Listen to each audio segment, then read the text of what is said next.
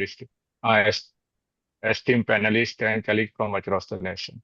A warm welcome to this landmark event, the inaugural webinar is organized by TTI SIG of the ISTM.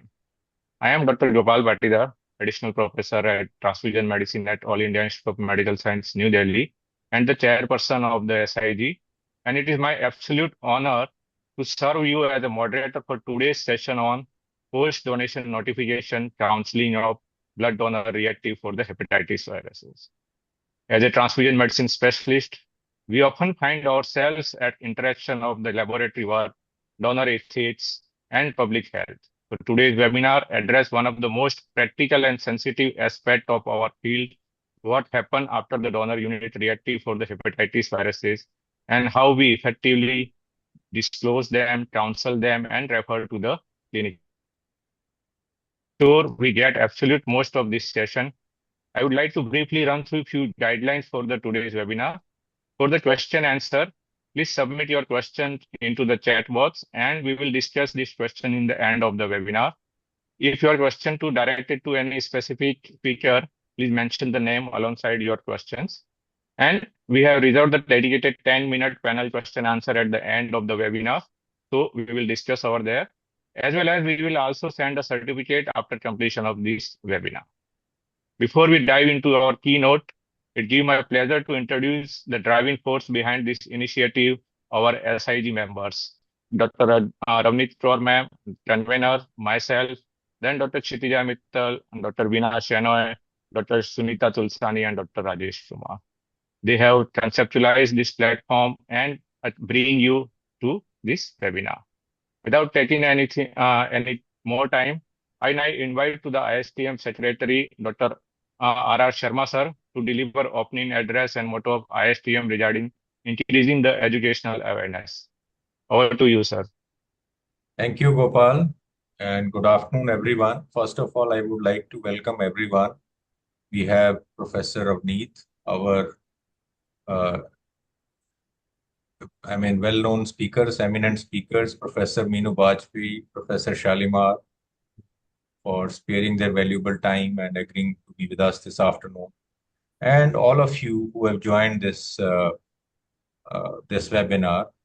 So if you look at it, Indian society, the core mandate or the core idea of Indian Society of Transfusion Medicine, is to improve the knowledge, strengthen and the capacity building in transfusion services in the country.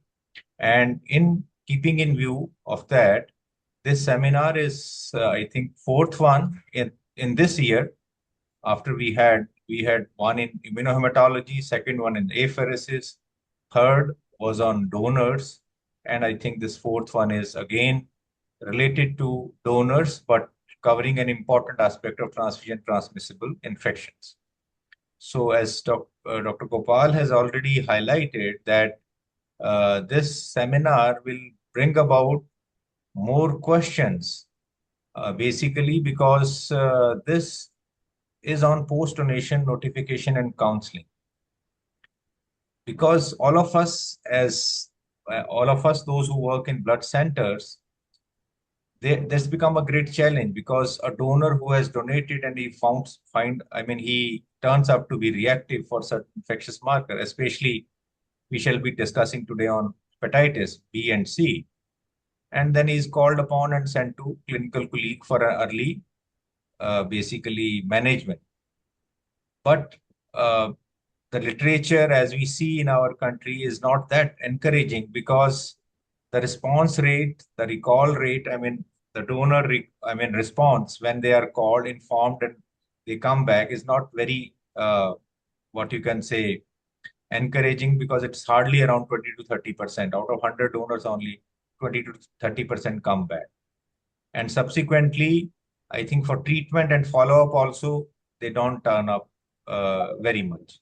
So in this regard, I think we have two important speakers who shall be telling us two different aspects of the story. One from the blood center perspective, another from the clinical management and follow-up point of view. And I hope and basically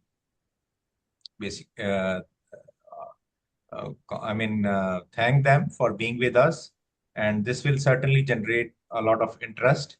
And at the end, I would like to congratulate the group for taking this initiative, especially under the basically leadership of Professor Ravneet and Dr. Gopal, who has thought about it and bring out this important aspect for discussion.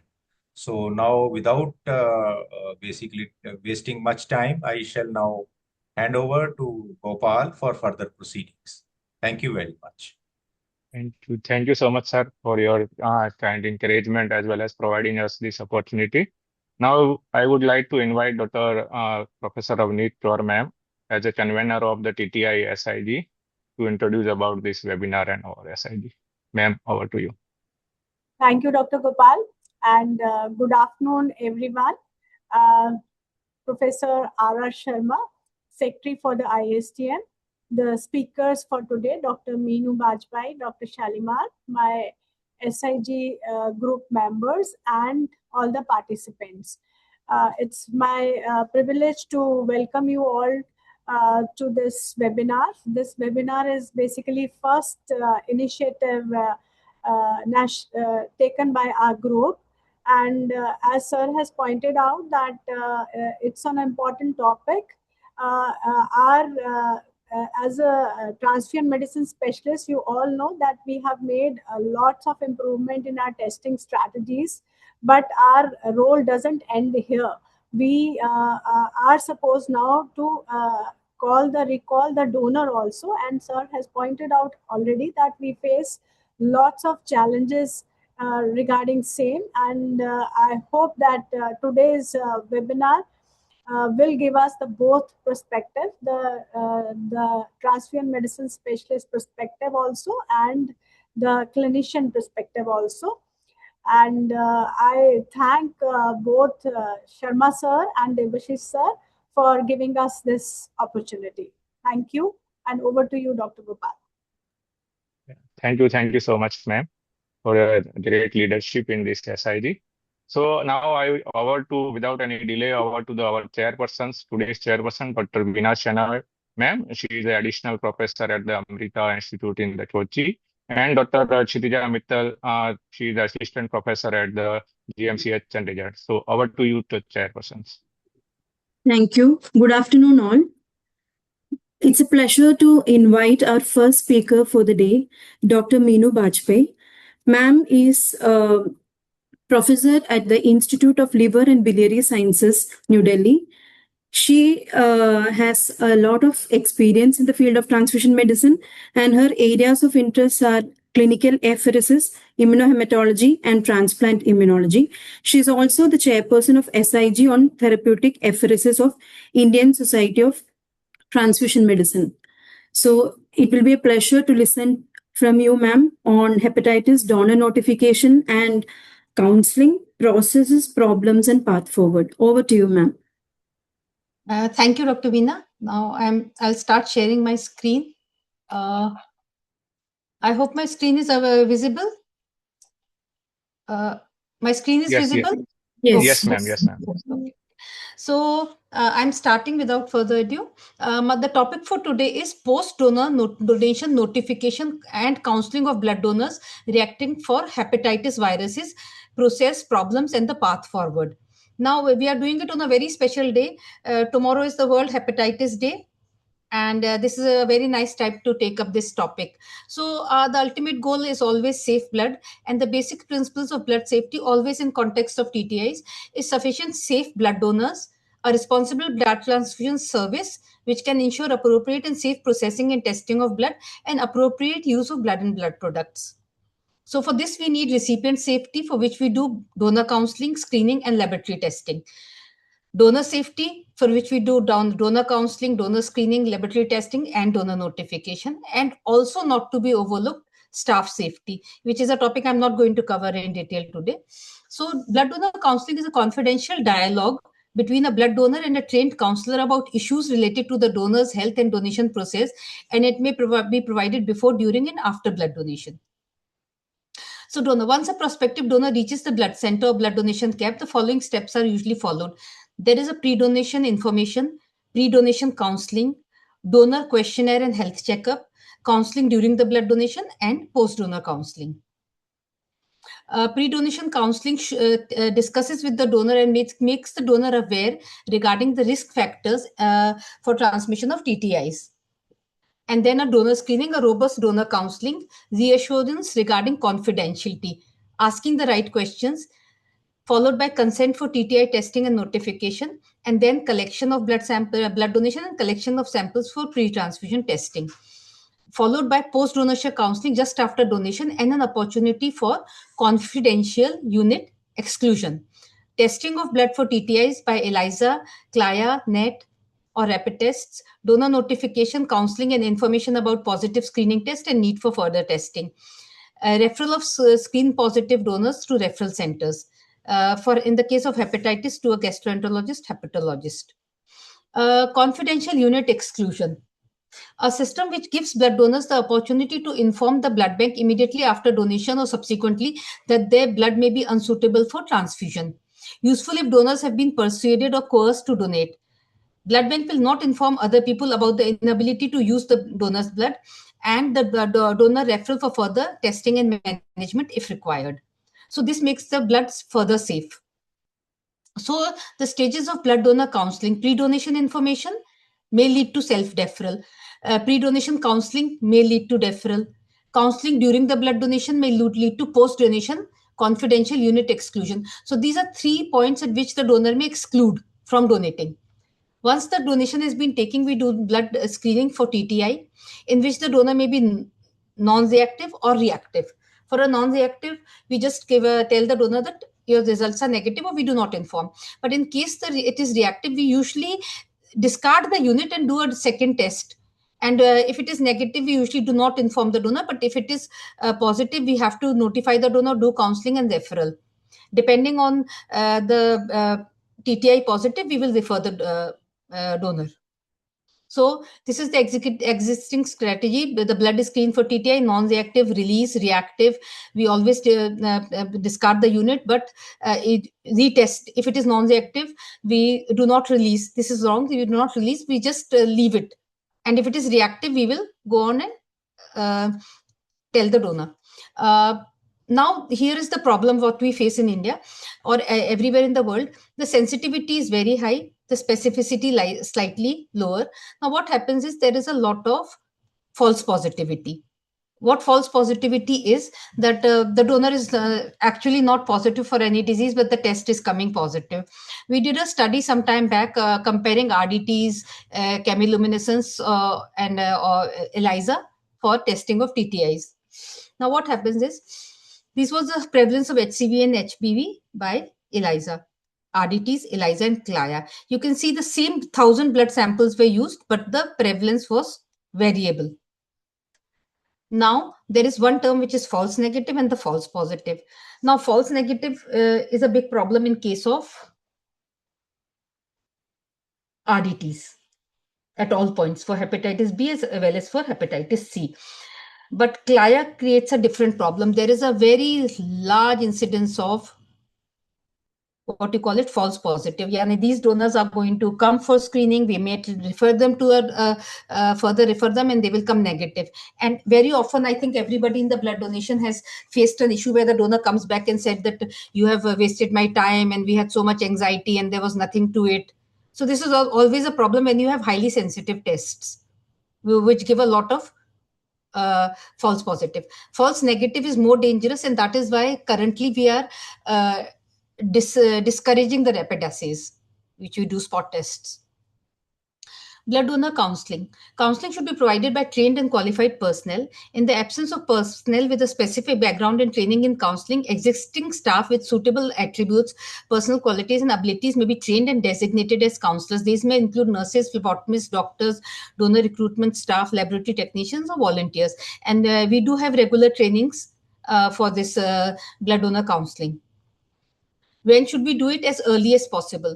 where the best venue is the blood bank, where the counselor can create an atmosphere of safety and warmth, a quiet space with audio and visual privacy and no interruptions. Invite the donor back to the blood bank via telephone without disclosing the actual test results. Interview to discuss the results and their significance. Identify risk, information on serological status. Support for donors in dealing with test results, assisting and planning behavior modifications, and referral to healthcare for follow-up. Why? Explain test results and determine future eligibility. Discuss the findings, confirmation needs, and health implications. Evaluate donor suitability for upcoming donations. Encourage sharing all relevant behavioral history. Clarify donor doubts and alleviate donor anxiety. Answer questions and resolve lingering concerns and ease emotional stress through supportive dialogue. Prevent disease transmission, educate on precautions to prevent others, and direct individuals to further clinical management. So as we are told, we told you over the phone, our screening is indicated that you require some additional tests. Without delaying any further, let me tell you that the screening test came positive. It might be upsetting, but remember, we have not to do confirmatory test. It's only a screening test. So that is the counseling method. Donors explained about the disease. In case of hepatitis and hepatitis B, is referred to the gastroenterologist or hepatologist, and we also tell him not to donate in the future. So we have to allay the anxieties about what will the test result mean, when will I become ill, what about my partner, my offspring, am I infectious, how did I become infected, is the infection treatable. Counseling of positive. This is to prepare the donor for changes in their health condition and help them to come in terms with the disease.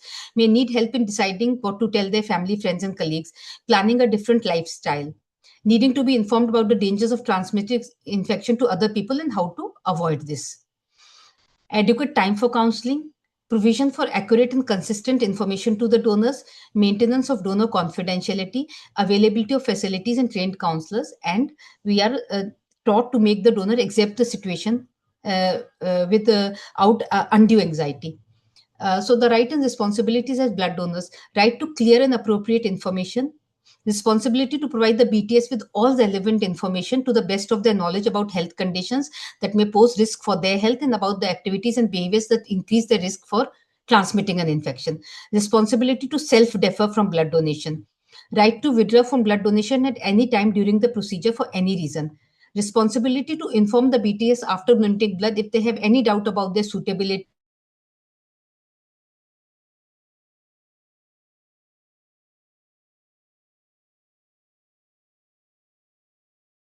in the event of a change in health status. Slide, I want to say that this slide is something listed in the donor area or post-donation area, where you have written the rights and responsibilities of donor in making blood safer for the patient. So what is the way forward? First, we have to have infrastructure and manpower and planning for a proper referral chain, similar to the ICTCs we have for HIV. So in this respect, on July 20th, 2018, the National Viral Hepatitis Control Program was launched in our country, with the goals and targets to eliminate, stop hepatitis C by 2030 and lower new and infections and deaths from hepatitis B, and cut down sickness and death risk links to hepatitis A and E. Support free diagnostic and medicines for hepatitis B and C across public health networks. So the core strategies for prevention were providing hepatitis B vaccination for infants, including a birth dose, and high-risk groups alongside a safe blood supply system. Integration, connect testing and care with existing systems like National AIDS Control Program and National Tuberculosis Elimination Program. Expand decentralized screening and treatment from district hospitals down to local healthcare facilities. Now, in our city, Lok Nayak Hospital, located at Jawaharlal Nehru Marg, LNH houses, Delhi's official model treatment center. So this is very important information for everybody in Delhi, and plus the NHCP, this NVHCP website also tells about all the other cities, all the other people who are listening. Everybody, if they look at this the website, they will find the nearest center. It is very similar to an ICTs, and it is a model treatment center. Now, we all know that the treatment drugs for hepatitis B and C are quite expensive. So under this model treatment center, under the national program, it provides free screening, free diagnostics, and free antiviral drugs for hepatitis B and C. It specializes in complex cases, treatment failure cases, and pediatric hepatitis patients. So they are covering everything. And in our city, the main center is LNH. And if you have donors who are positive, and how will we afford the treatment, where do we go? If your center is very well equipped and you have free services, very good. If they want to know about the services, this should be something which should be conveyed to all the donors. And they are available in many centers in the country. In Delhi, we have it in LNH. These are just a few references which you can go through. So onus for improving blood safety in India is on us, and we need to decide and act to leave a better legacy. Thank you. So thank you so much, ma'am. Thank you. So, questions will be taken at the end of the second talk. So now it is my privilege to introduce our next esteemed speaker, Professor Shalimar, at Department of Gastroenterology, All India Institute of Medical Sciences, New Delhi. Sir is a renowned gastroenterologist with expertise in acute liver failure, acute and chronic liver failure, hepatocellular carcinoma, and non-alcoholic fatty liver disease. Sir has made a significant contribution to research with an H index of 50 and I-10 index of 170. Sir will be delivering talk on the topic post-referral clinical management of donors reactive for hepatitis viruses. So we are delighted to have you with us today, and over to you, sir. Thank you, ma'am, for the kind invitation. At the outset, I'll also like to thank Professor Sharma, Dr. Gopal, for letting me talk to you on this clinical perspective and expectations from the blood center. So I think there's a bit of a disconnect because we usually do not interact, and this area is something which needs a lot of collaboration between the transfusion medicine and the clinicians. So I'll go through some of my thoughts in the talk, and there may be some bit of overlap with the data which Professor Meenu Vajpayee has shown. So my apologies for that. So my outline of the talk would be, I'll take you through a clinical scenario. Not an uncommon patient which came to me a couple of months back. I'll take you through the clinical burden of hepatitis B and C. I'll take you about the management options for both hepatitis B and C virus infections, and give some thoughts about how we can think about improving the things which are there, and would look forward to your views on that also after the end of the talk. So the patient which I'm going to take you was a 35-year-old gentleman, recently detected a month back with hepatocellular carcinoma. His evaluation revealed that he was hepatitis B virus positive. And when we went into detail, because he was accompanied by his family members, his brother came along with him. And then we asked him, the whole family, does any one of you really know, do you have hepatitis B virus in your family? So then he said that I was actually diagnosed with hepatitis B virus, and I was told that I am positive when I had donated blood 3 years back. He did not have any problem. He thought it's of no consequence to him, and he did not get any further evaluation done. I'll take you through what this case actually teaches all of us. The viral hepatitis prevalence in India, as per this latest National Family Health Survey 4, suggests that the hepatitis B virus prevalence is almost like 1% in our country. Hepatitis C virus is 0.32. And when we look at the prevalence specifically in these asymptomatic blood donors, it is much higher. Also, when we see the prevalence across those patients infected with other transfusion-mediated infections, the prevalence varies across states. And there are some pockets which have a higher prevalence of hepatitis C in our country. This was one meta-analysis which we did as a part of our collaboration with our colleagues at SGPGI Lucknow. We thought of why not look at what are the risk factors for transmission of hepatitis C virus in India. And to our surprise, though not, but then the unsafe injection use was the highest and the most important cause for the transmission of hepatitis C virus in our country. Blood transfusions accounted for 3.7% as per all the studies published from India, and it included almost like 19 studies which have been published from India. So what do I do when I see a patient who's referred to me for hepatitis C virus? This virus treatment has undergone a sea change in our lifespan. We used to treat patients almost a decade back with injections of interferon, and now the treatment has changed so much that you got now tablets available which you give it for 3 months and the patient is completely cured. So when a patient comes to me, I always ask what clinical problems you have. Are there any risk factors? Is there any family history? Then I do a battery of blood investigation to see if he has any comorbidities or any other illness which has been, or a complication of hepatitis C that includes a tumor, as what our patient had, which I showed you in our case scenario. I also check for other co-infections which this patient may be having, and as per the history, I'll do some more investigations as needed, and then I assess for is he viremic.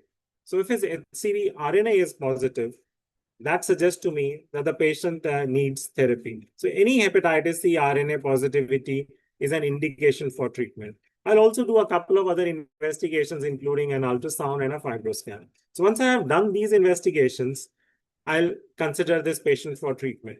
So why would I treat a person of hepatitis C with treatment? Because one, you got very good drugs which have a cure rate of almost like 95%. Two, if you treat, one, you reduce the complications. That is, what this study showed us clearly is that after treatment, the risk of hepatocellular carcinoma, which is the most deadly complication which these patients can have, can be reduced with treatment of these drugs.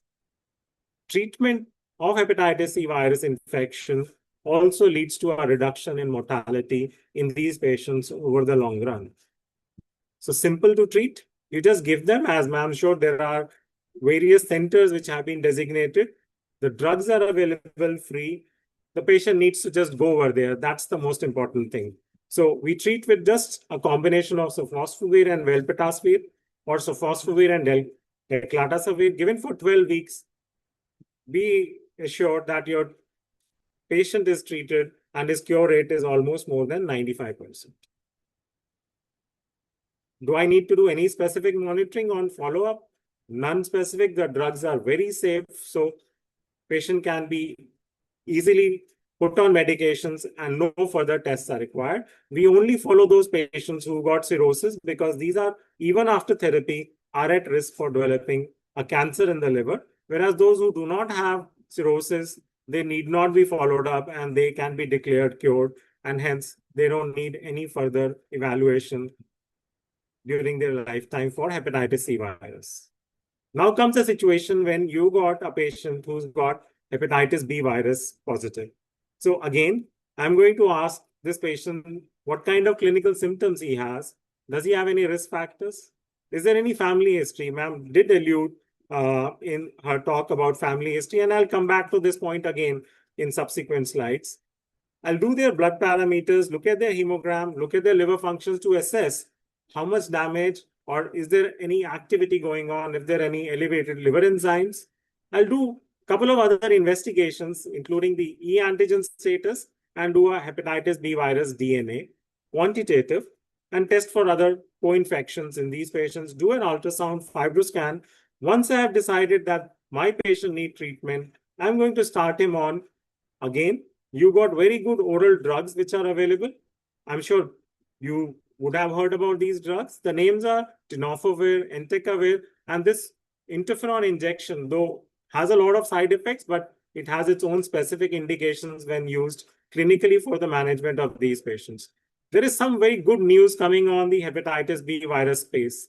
These tablets that includes the tenofovir and entecavir actually only control the viral replication. They suppress the DNA, but you're not curing.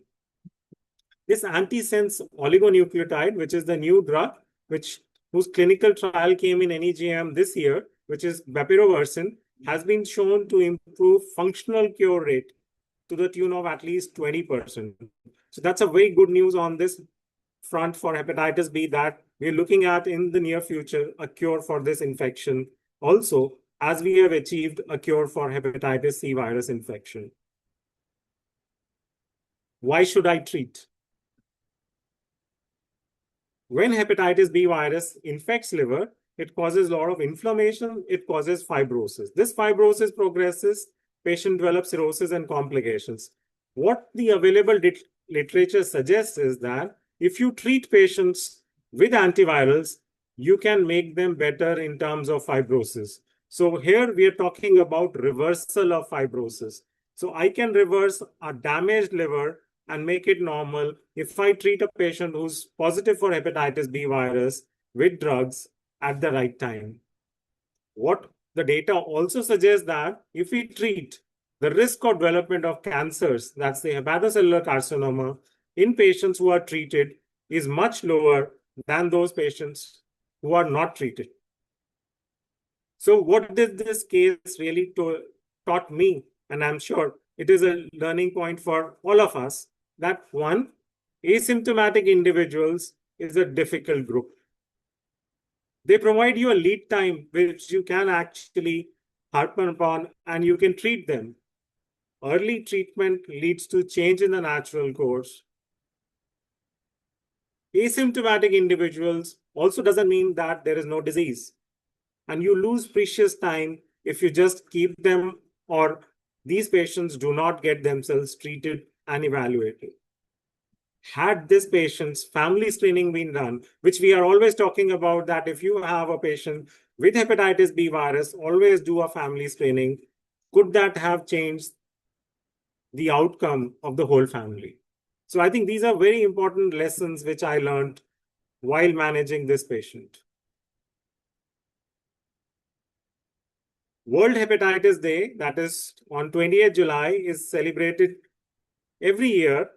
And as it is the birth date of Dr. Baruch Blumberg, this Nobel laureate was the one who discovered hepatitis B virus and was an important player for its diagnostic test and development of vaccines. So to celebrate and to honor this gentleman, every year, World Hepatitis Day is celebrated on 28th of July. And this year's theme is, let's break it down. You know, there are 287 million people globally who have hepatitis B or C in 2024. Look at the data. Only half of the babies born are vaccinated for hepatitis B within 24 hours of birth. 1.3 million people died of hepatitis B and C virus infection in 2024. This is data from the World Health Organization. My important issue is, where are these patients? Most of these patients come to a clinician when actually they have a problem. That is, they have a disease. When the disease is very advanced, whatever treatment I do, I may not be able to cure many of them. They will not reverse. They're going to die.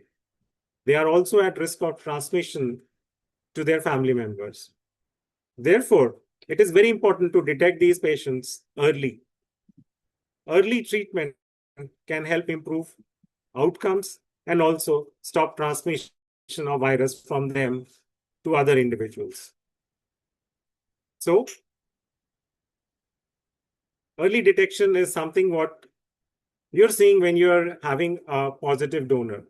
You contact him, you break the news, ensure follow-up, and address his questions. This data, as we've been discussing, we've got a very low response rates and referral rates of reactive donors. These are multiple studies from our country, and which show that, unfortunately, only just 10 to 30% of patients who actually turn out to be positive when you are screening their blood actually reach a clinician and are under their follow-up. So we're losing almost like 90% of our patients who are there in the community and may also be spreading infection. And these patients are ones who are detected very late in the natural course and we don't have much to offer them in terms of therapy when they present to us with advanced disease. There have been various studies which have looked at how can you improve the contactability or how can you improve their response rates. Unfortunately, whatever you're doing in terms of telephonic calls, text messages, letters, none of them reach a very high rates of response rate as shown in this randomized controlled trial from Brazil. There are patients' expectations are huge. So when a patient comes to me, he has lots of his questions. Patients have different varied educational background. They may ask you very trivial questions, which are very basic. He may ask you, what is a virus? Will I develop any kind of clinical problems if I have this infection? The important thing, what the next question which they ask most of the times is, how did I get this infection? Why me? And then the other issue is, can I transmit it to my family members? I think these are important, pertinent questions which are there, which are being asked by the patients. But there are lots of other issues actually which we all tend to ignore. When we are managing, we have to look at also whether he is consuming alcohol, does he have any comorbidities like diabetes, because these would be factors which will lead to a more progression of a liver disease in these patients. And then there are a lot of other factors like how we can prevent transmission from this individual patient to others in the family, and issues about vaccination. Family screening, I feel, is a very, very important and a very ignored aspect which comes in. Because if you find one person to be hepatitis B positive, and we know that transmission of hepatitis B is mother to child. So it's a very high chance that the rest of his siblings, parents, uncles and aunts would be positive. And unless we start screening everybody in the family, we will not find these asymptomatic individuals who are eventually going to get complications over time. Vaccination has to be advised to all family members. That's very important. There is still, whatever we talk about, there's a lot of sharing of toothbrushes, razors, very common in the society. Needle sharing, though, has reduced because of a lot of awareness programs which have been going on and helps to the HIV transmission, where we have piggybacked the other transfusion-associated infections. We also need to advise them, as ma'am very categorically said, these patients should not do a blood donation and they should avoid touching blood of a person who's positive. So anybody who bleeds and is hepatitis B surface antigen positive should ensure that nobody touches his blood. Another very important aspect which we tend to ignore is talking about sexual practices to patients, because this is another important way of transmission of hepatitis B virus between couples. So that's something which we need to talk about. And then men-to-men transmission is something also which needs to be taken care of. We're talking about so much, giving advice. I'm telling you what needs to be done. But let me take you through this. If you have a patient and if he has some specific issues, and you being in charge at the blood bank, how many times have you called your physician or hepatologist to discuss about any specific issues? Think about it. Does your hospital have a dedicated physician or a clinic to manage these patients? I give you my example. I've got 600 patients walking in my OPD. My average waiting time is 3 to 4 hours. Time I spend with every patient is few minutes, sometimes even much less. If you are in the patient's place, would you be willing to wait for such a long period of time in the OPD when you are asymptomatic? I think this is a very important point which actually keeps most of these patients from seeking opinions. I do get regular calls from our blood bank faculty to give them appointments for their patients, and we do run a dedicated clinics, but then this is not happening at most centers. And I think putting in some personal touch and time by the physicians, the treating people, is very important. Counselors, ma'am has already talked about it. The important thing is many times we presume that patient knows patient has lots of questions, but unfortunately, we don't usually give them time and give them an option to ask questions. The current strategy actually is you put the onus on the patients for regular follow-up. They would not come back unless they have a problem. Take an example of yourself only. You don't go or you don't look at the compliance, what each one of us would be having for medications. If I personally, I'll tell you, I am a very poorly compliant patient. So considering to have a good compliance with a lay person who doesn't know much about his disease is too much of an ask. I think we need to harper the AI, look at telecalls, messages, develop some novel ways how we can improve the compliance of these patients. We should not make the patients run around to different labs to get tests done. If everything can be done at one place, I think that would really help. I think tracking of patients is something which you really should think about, because I'm sure, as we've been talking about, there's a poor response, but how can we improve?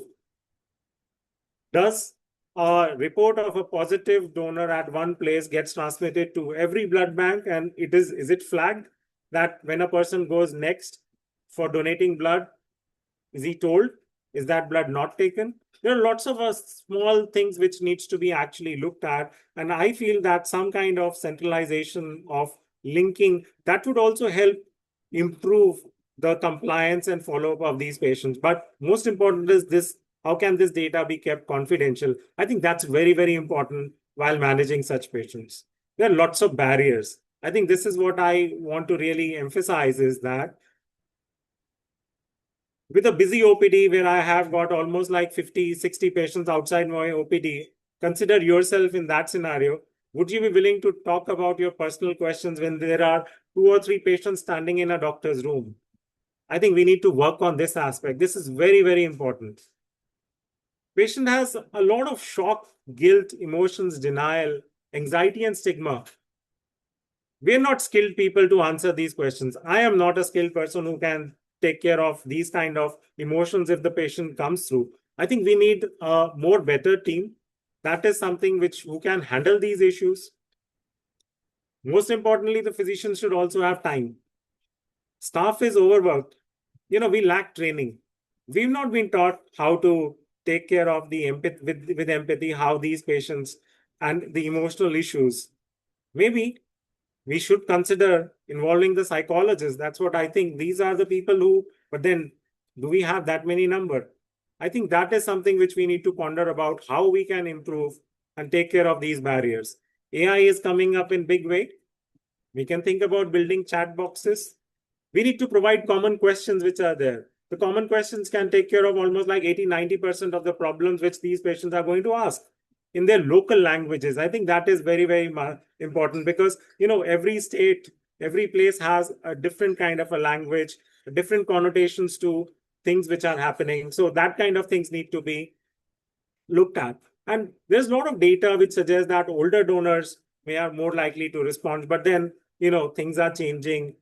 There is a new generation. How does this new generation look at? How are their responses? I think these all things need to be looked at in studies.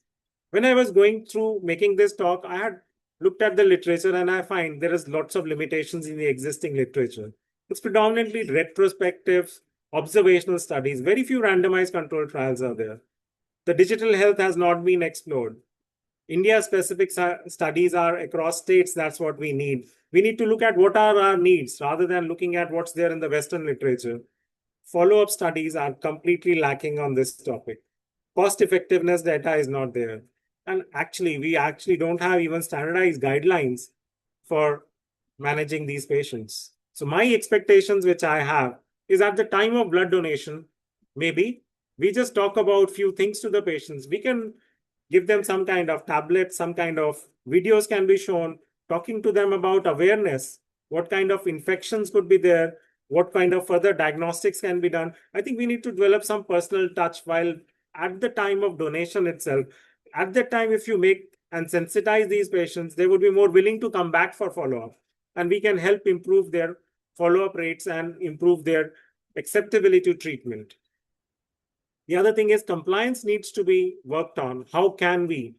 We need to think about novel ways. We need to think about how we can incentivize these things for improving the donor follow-up. Management is a very important, and I take responsibility for that. We need to have dedicated physicians who are ready to answer all kinds of trivial questions. It should be more encouragement. Many times it becomes when a patient comes to us, we start blaming, we start stigmatizing him. That part is something not good. The records need to be kept confidential. Counseling is very important, and family screening should play an important role in the management of these problems. The way forward, which I look at, I think you're a very big society. You need to think about making consortia rather than looking at single center studies, raise relevant questions, and provide answers to these. And you can have a very good platform for doing large randomized controlled trials, which could help actually globally look at how we can improve these patients' outcomes. You can do large observational studies. So my take-home message is the referral and response gap is huge. You need innovative ways to bridge this. Asymptomatic patient doesn't mean that he doesn't have any disease. AI is something which needs to be actively explored, and you are at the right place, a very big society, and you should take up this opportunity to look at how we can use the new gadgets to improving the outcomes of our patient. And teamwork definitely is the most important thing, and we need to have well-planned studies. With this, I'd like to thank and conclude my talk here. Thank you. Thank you very much, sir, for enlightening us Google on this. Assistant hasn't been set up yet. To get started, download the Google Home app. Thank you for enlightening us on this very important topic and giving ideas about how to improve the follow-up and their reporting to your clinics. So I feel that blood centers are very important, have an important role to play in this, correctly counseling the donors and following up them and preventing dropouts before they reach the clinics. And sir, I have a question here. Like you may be getting few donors who are referred from blood centers after initial reactivity. Like most of the centers do not do confirmatory tests before they refer the donors. So you may be getting a donor who is an initial reactive, but he turned out to be negative on the confirmatory test or the PCR. So how would you counsel the donor in that case? So, ma'am, I think that's a very important question, what you've raised. This is what we see commonly. So at that time when we are looking at, we'll just like to confirm once whether the test is really, because, the tests as they have their own limitations. So what we'll do is we'll test the patient again when the patient comes to me. Then we'll ask for, if the test is positive, then the same battery, which I told you, is we're looking at the DNA or an RNA done for the evaluation of these patients. But if the test is negative, I think that is something which is again a question to believe whether the first test was correct or my second test, which is negative, is. So I like to repeat once more and then make sure that what I'm looking at is really a correct one. Then we move forward and discuss about the real value of the test to the patient, because the patient is very confused. When he comes to me, he starts blaming actually, is that what I have been told is wrong. And this does happen. And the emotions when they come from the patient is very difficult to handle. I think that point is something which we like to tell him, that we explain to him the tests have their own fallacies. And in a positive way, we tell him that if it is negative, it's confirmed that you don't have a disease, you don't need to worry about. I think that positivity makes him feel better. That is something which is there, because negative ones will never come, because once he's negative, he's ruled out, he'll never come to us. But then the positive first from the blood bank, a negative second test, when we repeat, that is sometimes it's a very difficult way to convince and tell the patient what's happening. But then we'll do another third one to be sure that we are not missing out. And if there's a confusion, we'll go directly with the DNA or the RNA, just to make sure that we are not missing out with a false positive or say a false negative test. So thank you, sir. I have a question for Meenu ma'am. So, ma'am, with the increasing use of this nucleic acid amplification technique, so you must be seeing discordant results between your that the donor is NAT reactive and the serology negative. So, what do you do in such cases? Even NET, a large number of NET also sometimes become false positive. So we usually send Yes. it to virology and get a PCR done, high sensitivity PCR. And if in the diagnostic lab of virology it comes positive, then we inform the donor. Otherwise, we are just discarding the unit and not doing anything about it. We do get a full check, full test done if we get this kind of discordant result. So, is there any special counseling which is required for these donors who have these discordant results? No, it was the same counseling, same hepatologist. Okay. We send them upstairs to the hepatologist. He So counsels. basically, you are referring all these donors who are having whether they are NAT reactive, serology negative, or serology reactive, and From the diagnostic lab. okay, After we call them, and whoever is on in OPD that day, we have a provision for one free consultation. So we send them upstairs for consultation and counseling, further counseling beyond the blood bank for clinical counseling. We send them upstairs to the OPD. So I just wanted to ask Sir Dr. Shalimar another one question. So you have brilliantly highlighted about how we can improve the follow-up with these donors. So is there any further information you want from us like we have these referral formats? So do you want any information from us to help so that which can be a helping guide to you at the time of referral? So I think that's another important point. But what we are looking at, ma'am, is when you're doing the initial referral, because it's a first interaction with you at that's the first interaction happening, a bit of more depth in terms of what kind of, does he have any family members? Because many times we tend to ignore all simple things that can help getting, because what is our aim right now? You got such a big population of hepatitis B and C. They are sitting silently.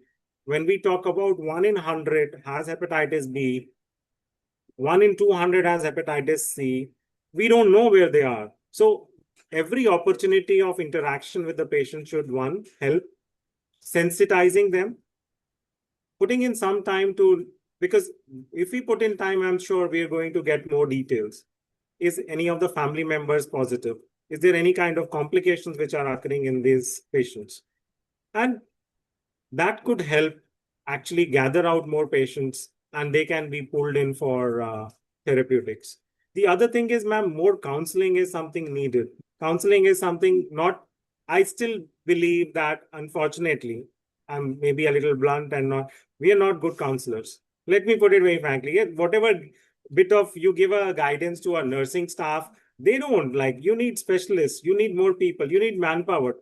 Patients' emotions and things are like a very difficult thing to handle. It's not that easy. We take it out granted. Okay, we tell him, okay, this is this. This is not like that. You can't give a one statement to something which is going to change his life, is going to have implications for his family life, personal life, his work. There's so much of stigma which is happening with all these things. It's not easy.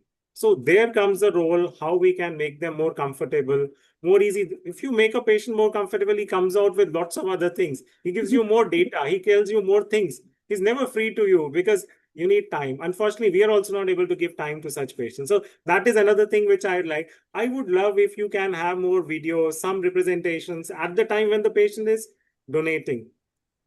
One, that would increase his awareness. He would be your messenger to spread that message everywhere. Because, knowledge is something which, of these viruses, is something which we read in school books. There are some viruses. Then we are not talking about. But this is something in the society. If we want to eliminate hepatitis from the society and have a healthy life, improve outcomes in the society, we need to start talking about some medical terms to the general public.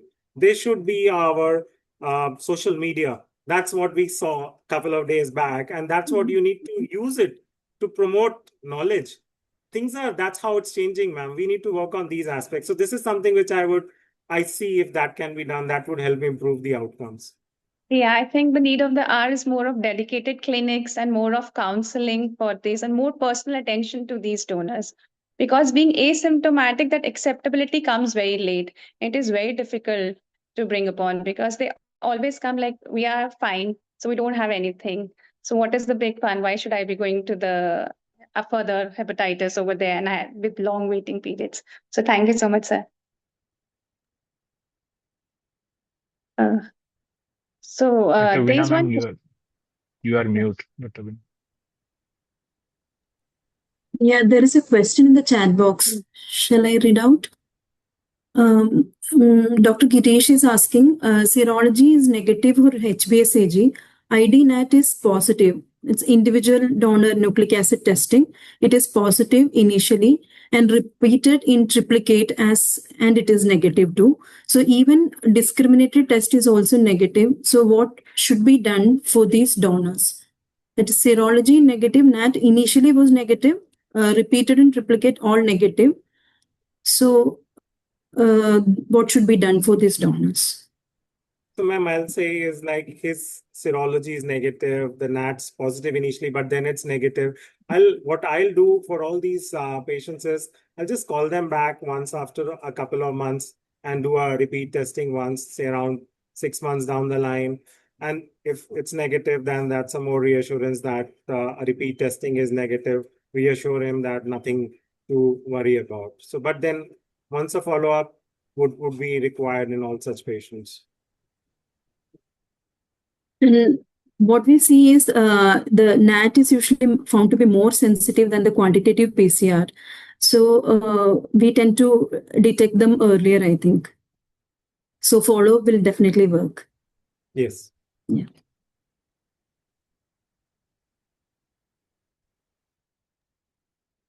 The floor is open for discussion.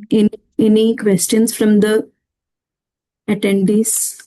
Can please type in the chat box.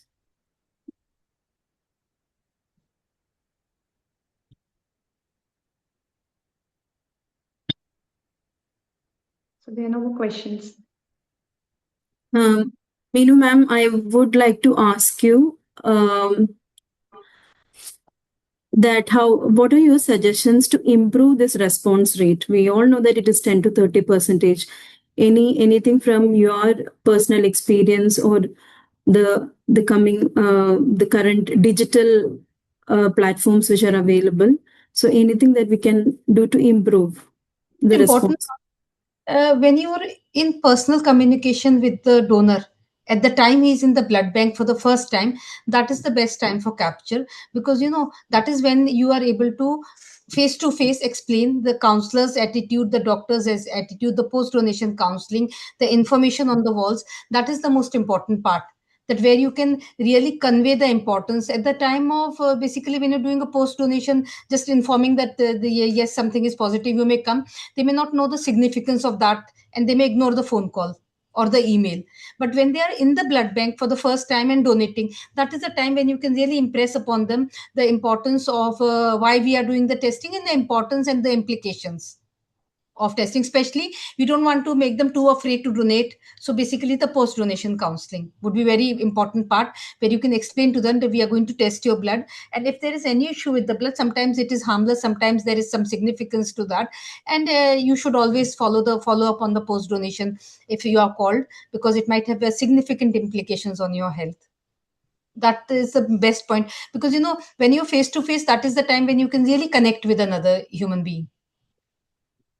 Thanks, ma'am. So that's the practical aspect of that.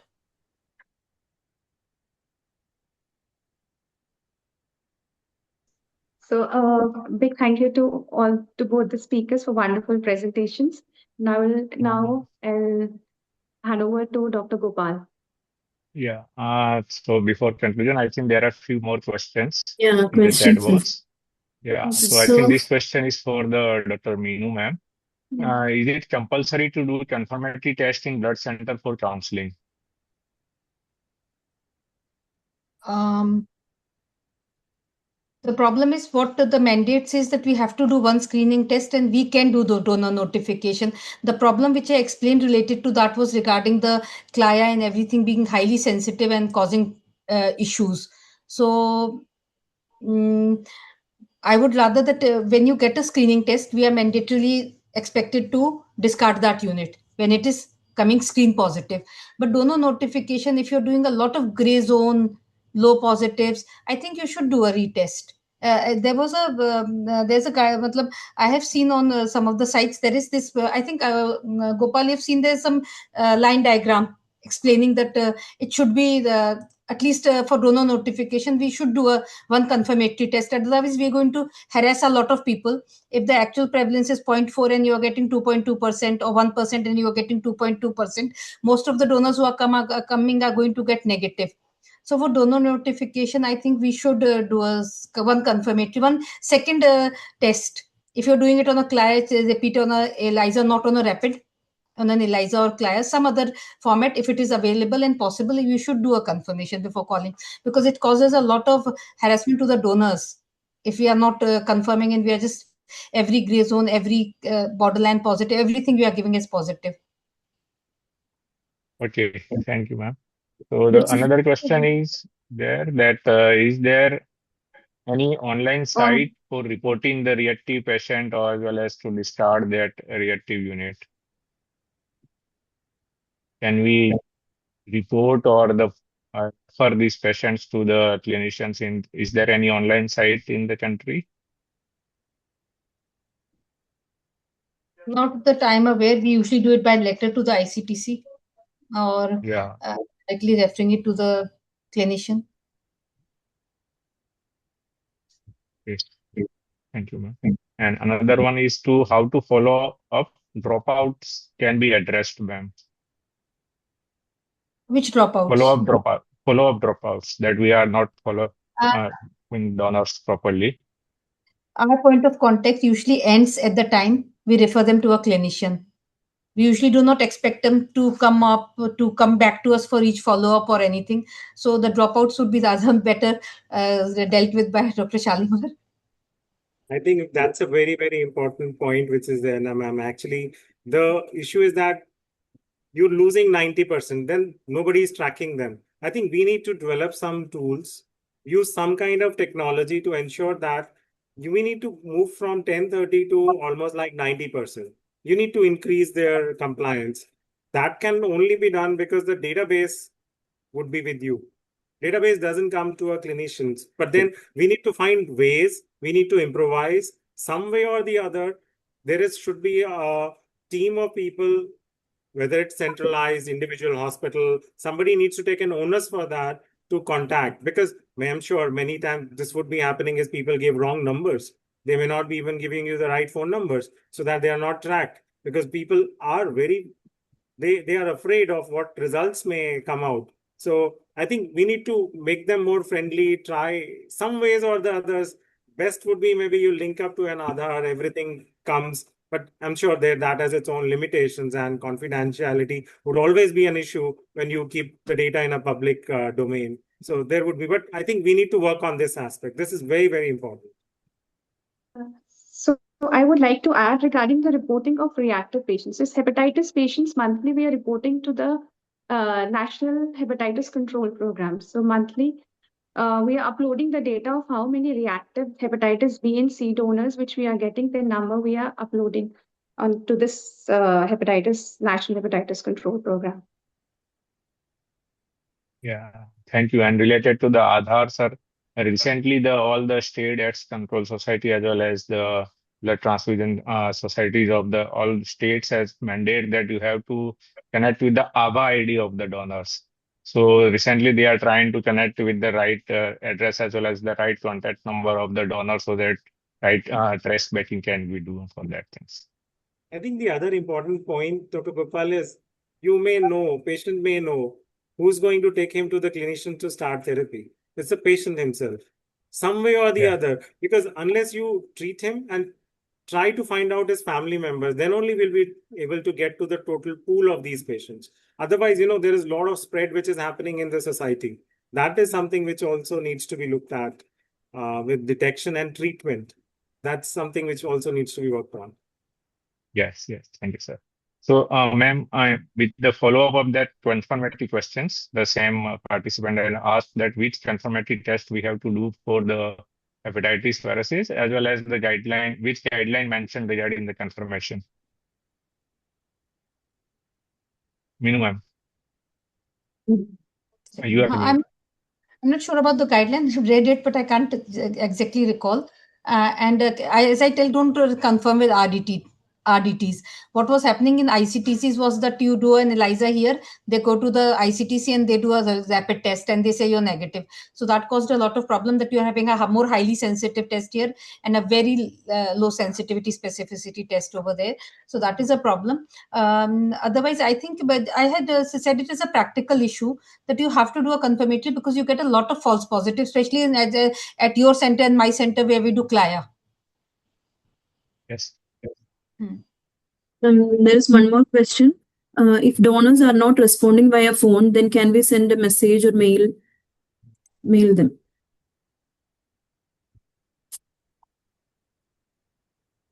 So I think the one I showed you one randomized controlled trial, which actually shows the best compliance comes with a phone call. Next comes with a text message or an email. So that is, I think, is from another country. I think this is something which I would suggest is we should plan doing big trials. This could be something like a randomized controlled trial being done, looking at various different aspects of the new technologies which have come up after these. That's the social media. How does it help? Or looking at some other modalities, and this could be done as a very good trial with the large sample sizes, and would be very easy and can be done very quickly. Then would be more better for getting knowledge of our patients. We are very different from the West, so what works better for us is something which will come up from our own data.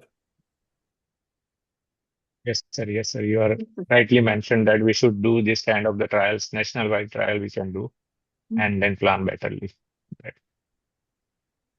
So I think there is no more questions in the chat box. So we can conclude our webinar today here. Thank you so much for the chairpersons, as well as thank you so much to the eminent speakers, Meenu ma'am, as well as to Dr. Shalimar sir, for your great presentations. Hope our participants learn many things from your presentations.